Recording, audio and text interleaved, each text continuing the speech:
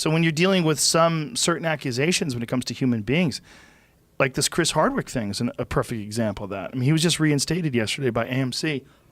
And yeah, that's a weird one because she wrote it was an ex-girlfriend that wrote something about him. Yeah, I read that.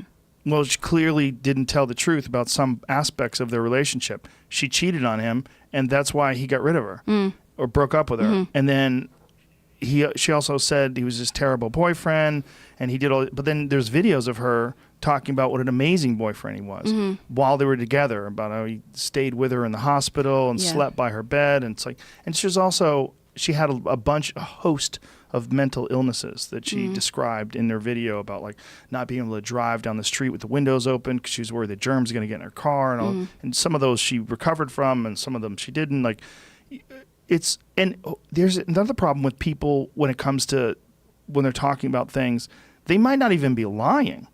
Yeah, that's the thing. They just might have a distorted perception of reality. Yeah. That is another problem with human beings when it comes to any sort of interaction between two people. Especially after a breakup, I think the way that a person can view the time they spent with someone can very much change based on, their current situation or how that breakup happened. 100%. Yeah, on both sides. The real problem, though, is what we were saying is that human beings, it's very difficult. I can't read minds. You can't read minds. You can't look into memories. So we're relying on a person's description, and then we have to rely on what we know about them, what we know about their ability to describe things accurately, what we know about their perceptions of reality, their delusions, their clarity. It's fucking super tricky. Yeah. I mean, my rule of thumb, what I would say to people is, unless you know the two people, I don't think you can ever really know what happened. So in that case of, say you leave and Jamie tells you I said something about you, you're probably going to go with Jamie, right? Because you know him. So I would say the same thing. Jamie's a little crazy. I might go. No.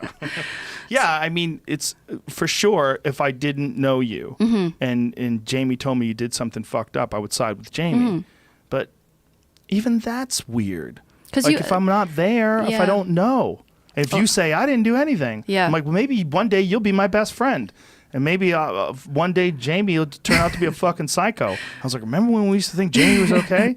He's fucking crazy. But that's the thing, too. I think sometimes I do empathize with the women who say, if this happens to them and people say, well, that's a nice guy. I know that guy. That's my buddy. I've known him forever. Right. But you didn't date him. So how do you know? You don't know. Right.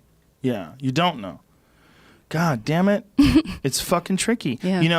Have you ever seen that episode of do you ever watch Black Mirror? I watched one episode. So everyone tells me how amazing this show is, and I think it is amazing, but I saw one episode that really freaked me out. So was it Crocodile? No, it was the one about, it was actually about the boy who was a pedophile, and then he was being watched and blackmailed.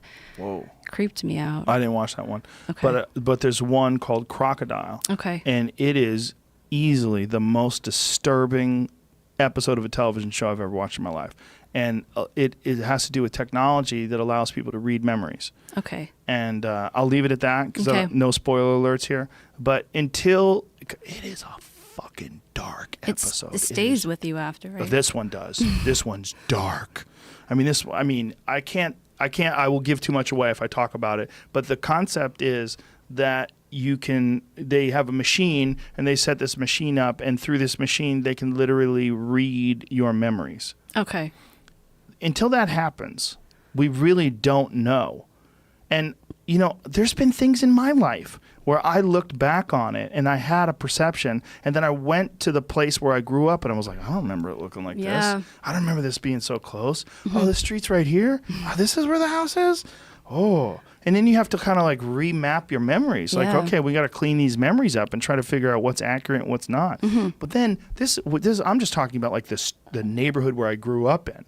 But what about you're adding in emotions? Then you're adding in painful emotions because of breakups and perhaps suicidal thoughts and time going by also. Yes, time, sure. I mean, it's been absolutely proven that eyewitness testimony is the least accurate piece of evidence that any investigator can ever use in terms of like trying to figure out what happened at the scene of a crime or anything involving any sort of trauma.